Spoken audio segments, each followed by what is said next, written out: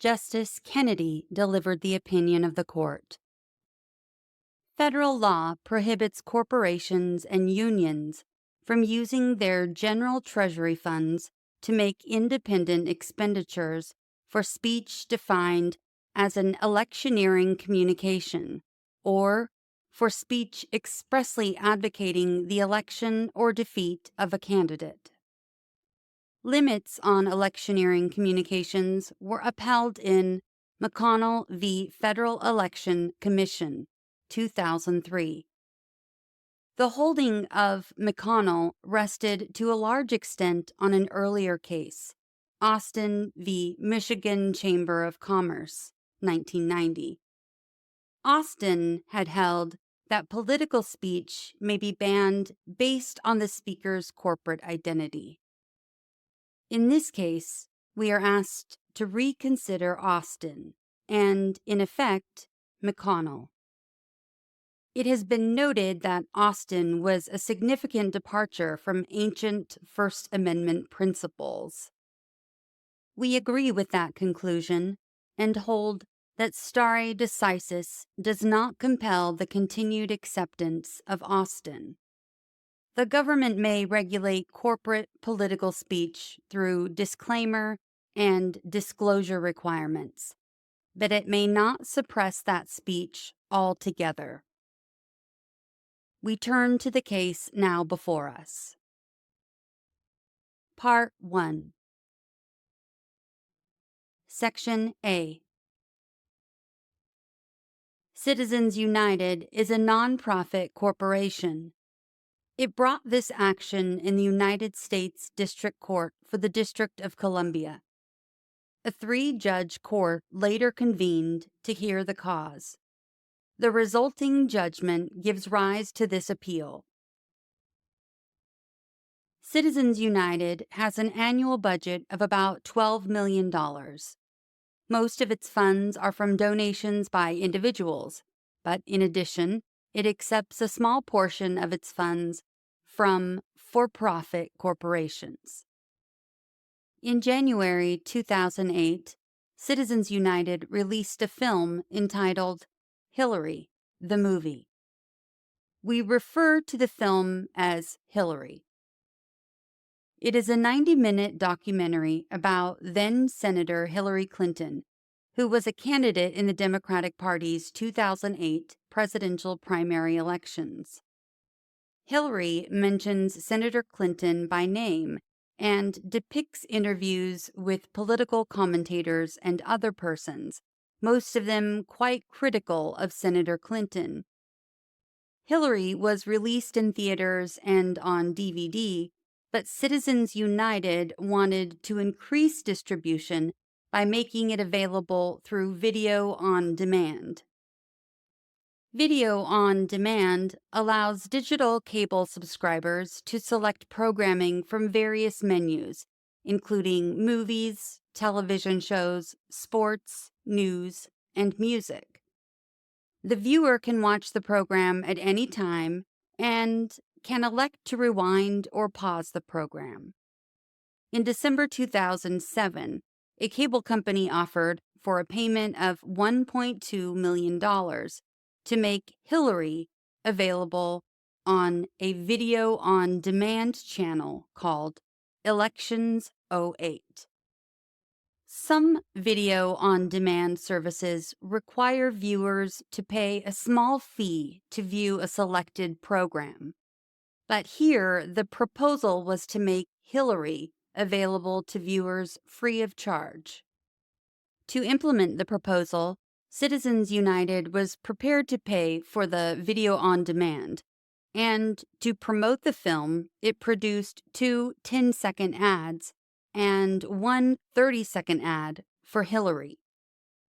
Each ad includes a short and, in our view, pejorative statement about Senator Clinton, followed by the name of the movie and the movie's website address.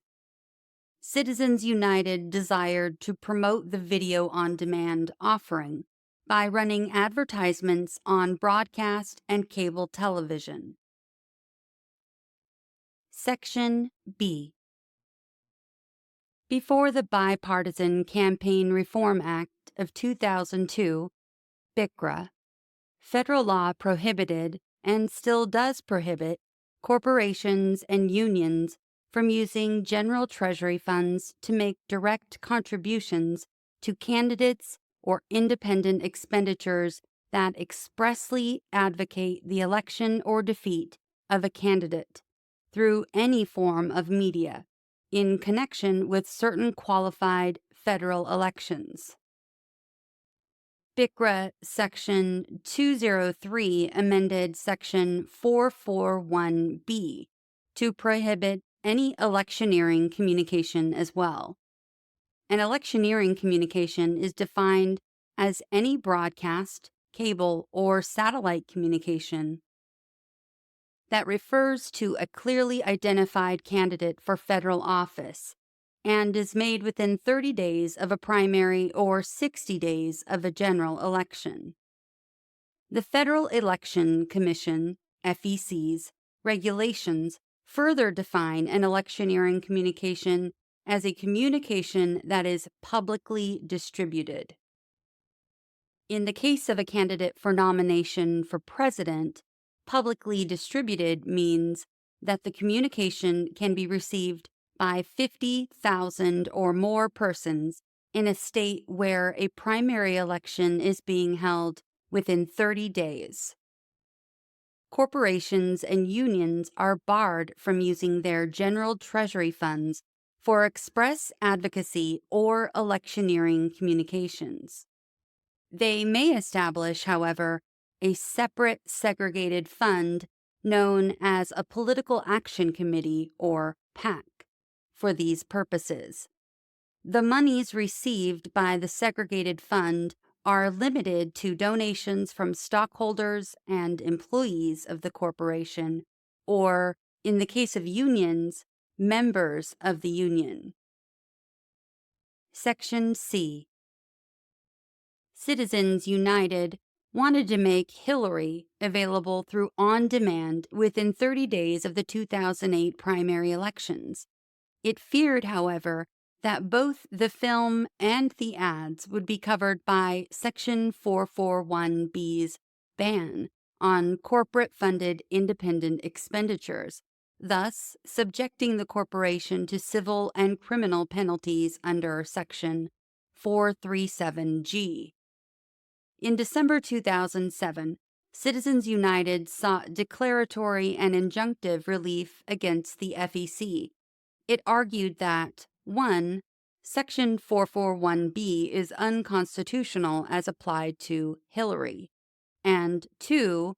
BICRA's disclaimer and disclosure requirements, BICRA Sections 201 and 311, are unconstitutional as applied to Hillary and to the 3 ads for the movie.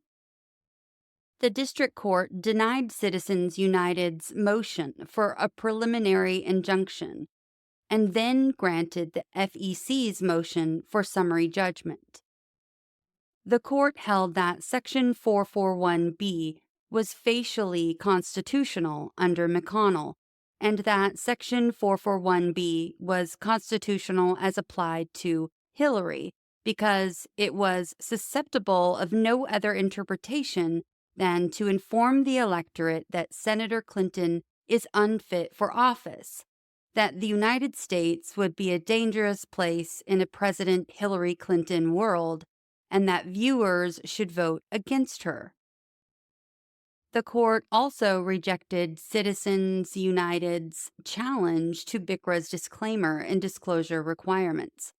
It noted that the Supreme Court has written approvingly of disclosure provisions triggered by political speech, even though the speech itself was constitutionally protected under the First Amendment.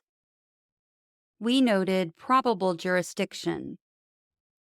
The case was re-argued in this court after the court asked the parties to file supplemental briefs addressing whether we should overrule either or both Austin and part of McConnell, which addresses the facial validity of 2 U.S.C. Section 441B. Part 2. Before considering whether Austin should be overruled, we first address whether Citizens United's claim that Section 441B cannot be applied to Hillary may be resolved on other, narrower grounds. Section A. Citizens United contends that Section 441B does not cover Hillary as a matter of statutory interpretation because the film does not qualify as an electioneering communication. Citizens United raises this issue for the first time before us, but we consider the issue because it was addressed by the court below. Under the definition of electioneering communication, the video on demand showing of Hillary on cable television would have been a cable communication that referred to a clearly identified candidate for federal office, and that was made within 30 days of a primary election. Citizens United, however, argues that Hillary was not publicly distributed because a single video on demand transmission is sent only to a requesting cable converter box, and each separate transmission, in most instances, will be seen by just one household, not 50,000 or more persons. This argument ignores the regulation's instruction on how to determine whether a cable transmission can be received by 50,000 or more persons. The regulation provides that the number of people who can receive a cable transmission is determined by the number of cable subscribers in the relevant area. Here, Citizens United wanted to use a cable video on demand system that had 34.5 million subscribers nationwide. Thus, Hillary could have been received by 50,000 persons or more. One Amici brief asks us, alternatively, to construe the condition that the communication can be received by 50,000 or more persons to require a plausible likelihood that the communication will be viewed by 50,000 or more potential viewers, as opposed to requiring only that the communication is technologically capable of being seen by that many people. Whether the population and demographic statistics in a proposed viewing area consisted of 50,000 registered voters, but not infants, preteens, or otherwise electorally ineligible recipients, would be a required determination subject to judicial challenge and review, in any case where the issue was in doubt. In our view, the statute cannot be saved by limiting the reach of 2 U.S.C. Section 441B through this suggested interpretation.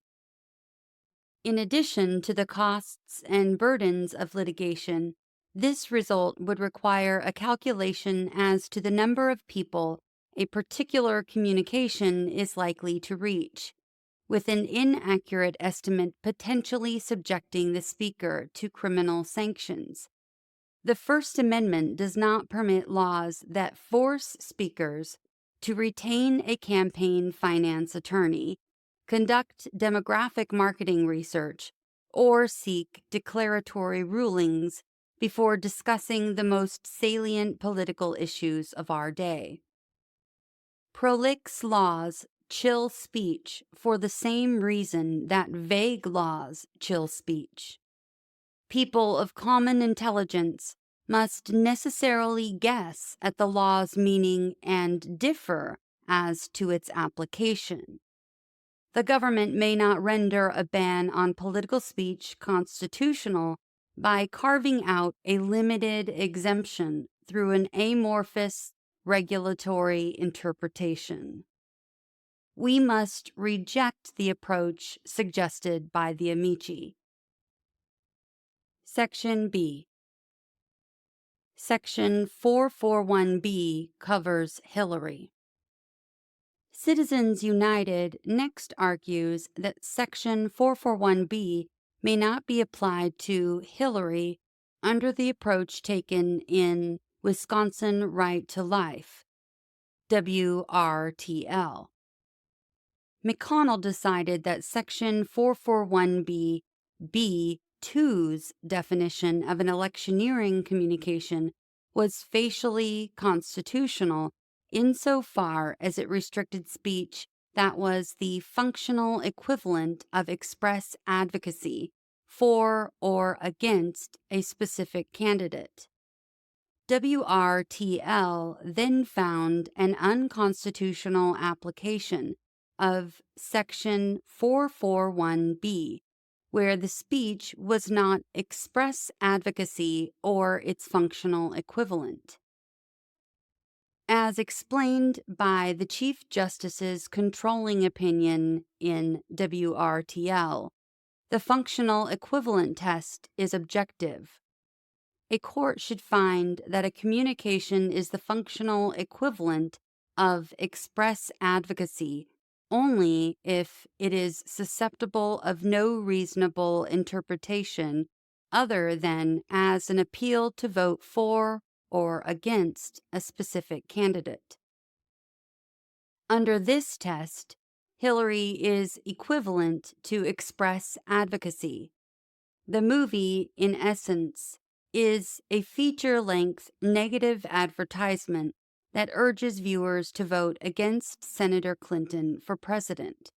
In light of historical footage, interviews with persons critical of her, and voiceover narration, the film would be understood by most viewers as an extended criticism of Senator Clinton's character and her fitness for the office of the presidency.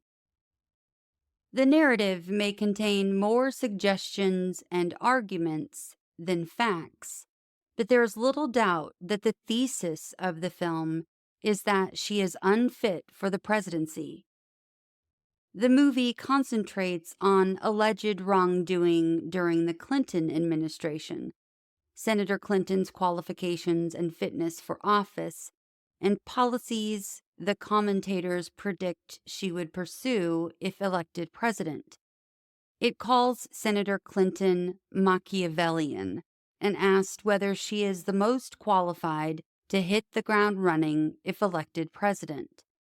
The narrator reminds viewers that Americans have never been keen on dynasties and that a vote for Hillary is a vote to continue 20 years of a Bush or Clinton in the White House. Citizens United argues that Hillary is just a documentary film that examines certain historical events. We disagree. The movie's consistent emphasis is on the relevance of these events to Senator Clinton's candidacy for president. The narrator begins by asking, could Senator Clinton become the first female president in the history of the United States? And the narrator reiterates the movie's message in his closing line. Finally, before America decides on our next president, voters should need no reminders of what's at stake, the well-being and prosperity of our nation. As the district court found, there is no reasonable interpretation of Hillary other than as an appeal to vote against Senator Clinton. Under the standard stated in McConnell and further elaborated in WRTL, the film qualifies as the functional equivalent of express advocacy. Section C. Citizens United further contends that Section 441B should be invalidated as applied to movies shown through video on demand, arguing that this delivery system has a lower risk of distorting the political process than do television ads. On what we might call conventional television, advertising spots reach viewers who have chosen a channel or program for reasons unrelated to the advertising. With video on demand, by contrast, the viewer selects a program after taking a series of affirmative steps, subscribing to cable, navigating through various menus, and selecting the program. While some means of communication may be less effective than others at influencing the public in different contexts, any effort by the judiciary to decide which means of communications are to be preferred for the particular type of message and speaker would raise questions as to the court's own lawful authority. Substantial questions would arise if courts were to begin saying what means of speech should be preferred or disfavored. And in all events, those differentiations might soon prove to be irrelevant or outdated by technologies that are in rapid flux. Courts, too, are bound by the First Amendment. We must decline to draw and then redraw constitutional lines based on the particular media or technology used to disseminate political speech from a particular speaker. It must be noted, moreover, that this undertaking would require substantial litigation over an extended time, all to interpret a law that, beyond doubt, discloses serious First Amendment flaws. The interpretive process itself would create an inevitable, pervasive, and serious risk of chilling protected speech pending the drawing of fine distinctions that in the end would themselves be questionable. First Amendment standards, however, must give the benefit of any doubt to protecting rather than stifling speech. Section D. Citizens United also asks us to carve out an exception to Section 441B's expenditure ban for nonprofit corporate political speech funded overwhelmingly by individuals. As an alternative to reconsidering Austin, the government also seems to prefer this approach. This line of analysis, however, would be unavailing. In MCFL, the court found unconstitutional Section 441B's restrictions on corporate expenditures as applied to nonprofit corporations that were formed for the sole purpose of promoting political ideas, did not engage in business activities, and did not accept contributions from for-profit corporations or labor unions. BICRA's so-called Wellstone Amendment applied Section 441B's expenditure ban to all nonprofit corporations. McConnell then interpreted the Wellstone Amendment to retain the MCFL exemption to Section 441B's expenditure prohibition. Citizens United does not qualify for the MCFL exemption, however, since some funds used to make the movie were donations from for-profit corporations. The government suggests we could find BICRA's Wellstone Amendment unconstitutional, sever it from the statute, and hold that Citizens United's speech is exempt from Section 441B's ban under BICRA's Snow-Jeffords Amendment. The Snow-Jeffords Amendment operates as a backup provision that only takes effect if the Wellstone Amendment is invalidated. The Snow-Jeffords Amendment would exempt from Section 441B's expenditure ban the political speech of certain nonprofit corporations if the speech were funded exclusively by individual donors and the funds were maintained in a segregated account. Citizens United would not qualify for the Snow-Jeffords exemption under its terms as written because Hillary was funded in part with donations from for-profit corporations. Consequently, to hold for Citizens United on this argument, the court would be required to revise the text of MCFL, sever BICRA's Wellstone Amendment, and ignore the plain text of BICRA's Snow-Jeffords Amendment. If the court decided to create a de minimis exception to MCFL or the Snow-Jeffords Amendment, the result would be to allow for-profit corporate general treasury funds to be spent for independent expenditures that support candidates.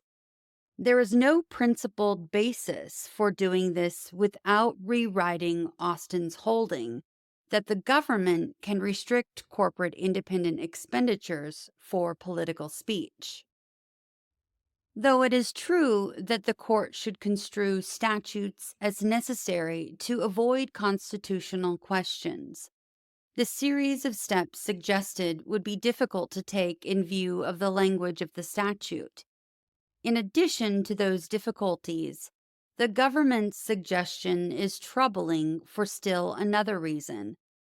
The government does not say that it agrees with the interpretation it wants us to consider. Presumably, it would find textual difficulties in this approach too. The government, like any party, can make arguments in the alternative, but it ought to say if there is merit to an alternative proposal instead of merely suggesting it. This is especially true for the context of the First Amendment. As the government stated, this case would require a remand to apply a de minimis standard. Applying this standard would thus require case-by-case determinations. But archetypal political speech would be chilled in the meantime. First Amendment freedoms need breathing space to survive. We decline to adopt an interpretation that requires intricate case-by-case determinations to verify whether political speech is banned, especially if we are convinced that, in the end, this corporation has a constitutional right to speak on this subject. Section E. As the foregoing analysis confirms, the court cannot resolve this case on a narrower ground without chilling political speech, speech that is central to the meaning and purpose of the First Amendment. It is not judicial restraint to accept an unsound, narrow argument just so the court can avoid another argument with broader implications. Indeed, a court would be remiss in performing its duties were it to accept an unsound principle merely to avoid the necessity of making a broader ruling.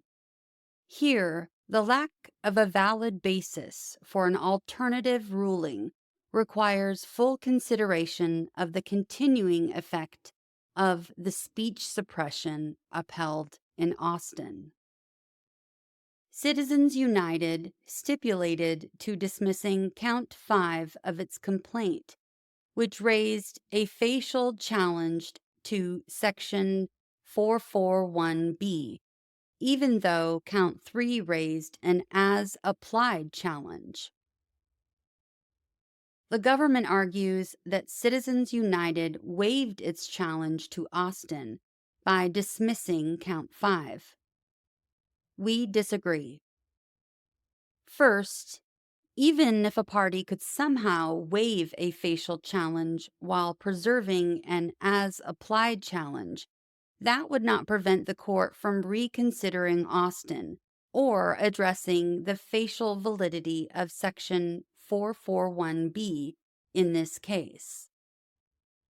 Our practice permits review of an issue not pressed below so long as it has been passed upon. And here, the district court addressed Citizens United's facial challenge. In rejecting the claim, it noted that it would have to overrule McConnell for Citizens United to prevail on its facial challenge, and that only the Supreme Court may overrule its decisions. The district court did not provide much analysis regarding the facial challenge because it could not ignore the controlling Supreme Court decisions in Austin or McConnell. Even so, the district court did pass upon the issue.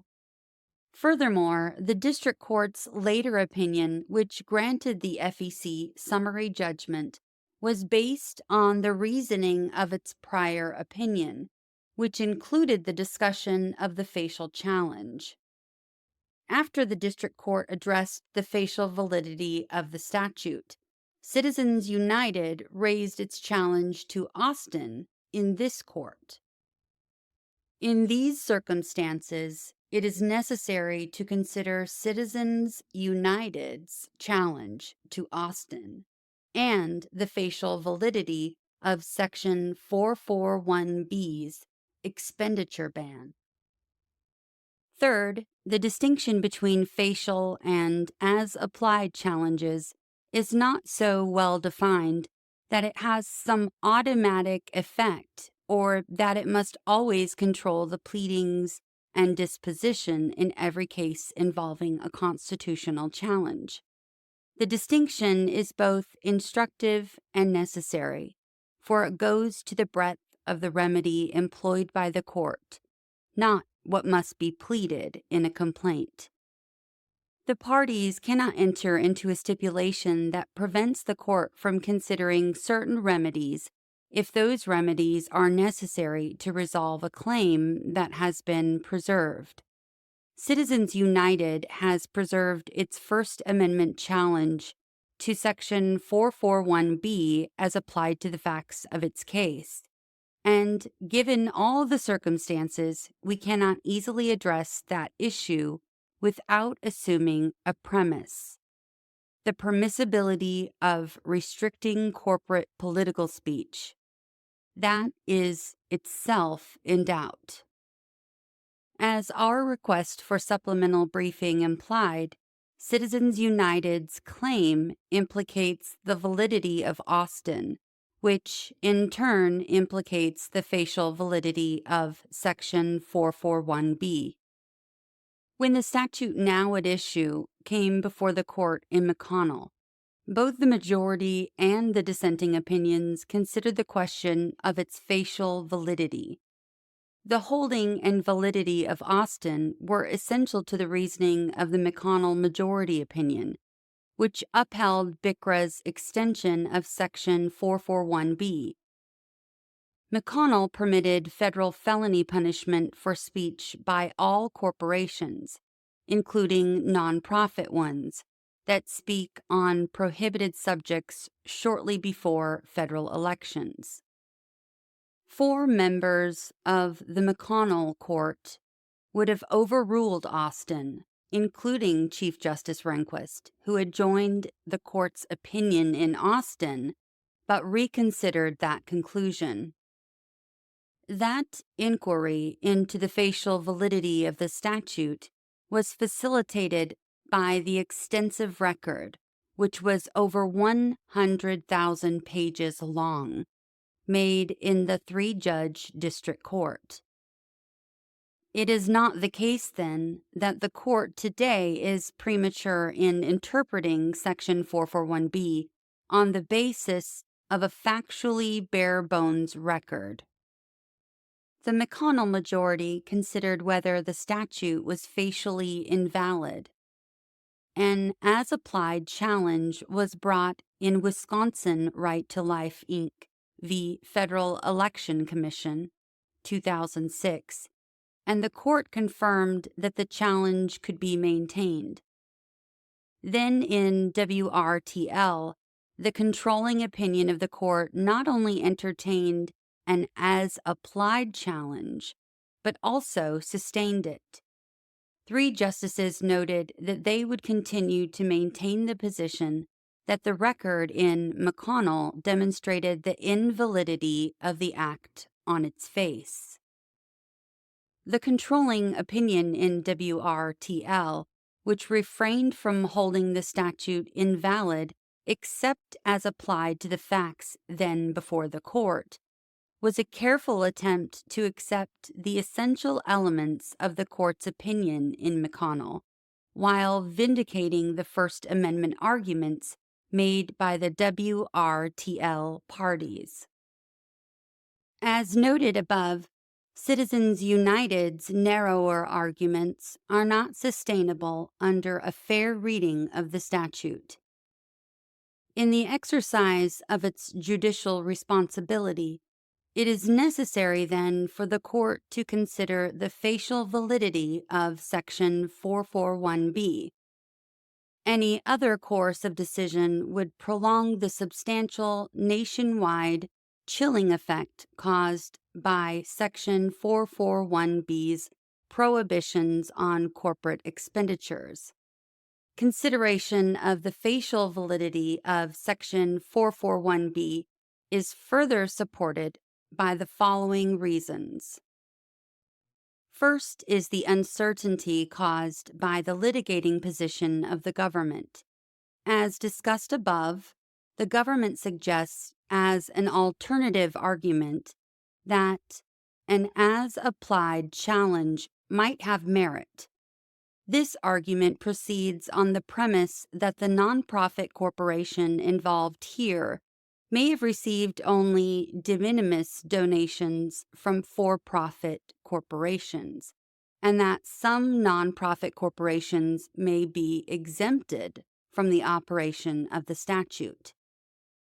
The government also suggests that an as-applied challenge to Section 441B's ban on books may be successful, although it would defend Section 441B's ban as applied to almost every other form of media, including pamphlets. The government thus, by its own position, contributes to the uncertainty that Section 441B causes. When the government holds out the possibility of ruling for Citizens United on a narrow ground, yet refrains from adopting that position, the added uncertainty demonstrates the necessity to address the question of statutory validity. Second, substantial time would be required to bring clarity to the application of the statutory provision on these points in order to avoid any chilling effect caused by some improper interpretation. It is well known that the public begins to concentrate on elections only in the weeks immediately before they are held. There are short time frames in which speech can have influence. The need or relevance of the speech will often first be apparent at this stage in the campaign. The decision to speak is made in the heat of political campaigns, when speakers react to messages conveyed by others. A speaker's ability to engage in political speech that could have a chance of persuading voters is stifled if the speaker must first commence a protracted lawsuit. By the time the lawsuit concludes, the election will be over, and the litigants, in most cases, will have neither the incentive nor perhaps the resources to carry on, even if they could establish that the case is not moot because the issue is capable of repetition, yet evading review. Here, Citizens United decided to litigate its case to the end. Today, Citizens United finally learns, 2 years after the fact, whether it could have spoken during the 2008 presidential primary, long after the opportunity to persuade primary voters has passed. Third is the primary importance of speech itself to the integrity of the election process. As additional rules are created for regulating political speech, any speech arguably within their reach is chilled.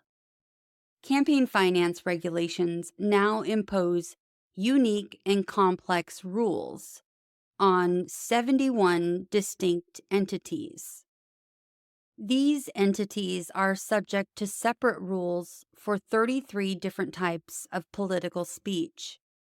The FEC has adopted 568 pages of regulations, 1,278 pages of explanations and justifications for those regulations, and 1,771 advisory opinions since 1975.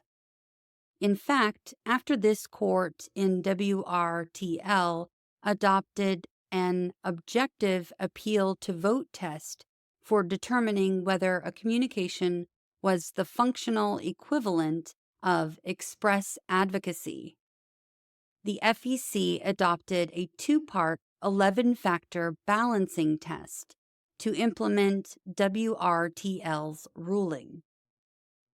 This regulatory scheme may not be a prior restraint on speech in the strict sense of that term, for prospective speakers are not compelled by law to seek an advisory opinion from the FEC before the speech takes place. As a practical matter, however, given the complexity of the regulations and the deference courts show to administrative determinations, a speaker who wants to avoid threats of criminal liability and the heavy costs of defending against FEC enforcement must ask a governmental agency for prior permission to speak. These onerous restrictions thus function as the equivalent of prior restraint by giving the FEC power analogous to licensing laws implemented in 16th and 17th century England. Laws and governmental practices of the sort that the First Amendment was drawn to prohibit. Because the FEC's business is to censor, there inheres the danger that it may well be less responsive than a court, part of an independent branch of government, to the constitutionally protected interests in free expression. When the FEC issues advisory opinions that prohibit speech, many persons, rather than undertake the considerable burden and sometimes risk of vindicating their rights through case-by-case litigation, will choose simply to abstain from protected speech, harming not only themselves, but society as a whole, which is deprived of an uninhibited marketplace of ideas. Consequently, the censor's determination may, in practice, be final. This is precisely what WRTL sought to avoid. WRTL said that First Amendment standards must eschew the open-ended rough and tumble of factors, which invites complex argument in a trial court and virtually inevitable appeal. Yet the FEC has created a regime that allows it to select what political speech is safe for public consumption by applying ambiguous tests. If parties want to avoid litigation and the possibility of civil and criminal penalties, they must either refrain from speaking or ask the FEC to issue an advisory opinion approving of the political speech in question. Government officials pore over each word of a text to see if, in their judgment, it accords with the 11-factor test they have promulgated. This is an unprecedented governmental intervention into the realm of speech. The ongoing chill upon speech that is beyond all doubt protected makes it necessary in this case to invoke the earlier precedents that a statute which chills speech can and must be invalidated where its facial invalidity has been demonstrated. For these reasons, we find it necessary to reconsider Austin.